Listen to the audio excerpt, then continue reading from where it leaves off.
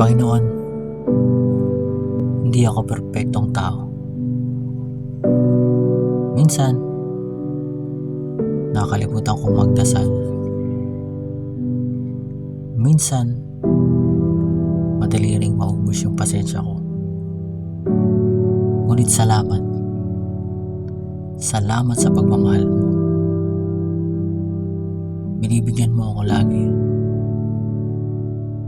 ng isang araw para magsimula muli. Alam ko, lahat ng pagsubok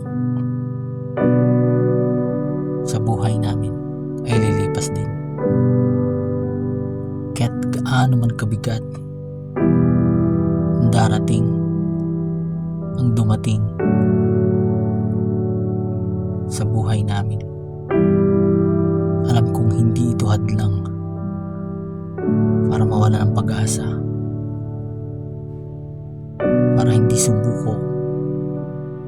Bagkus, palagi kami mananalig sa iyo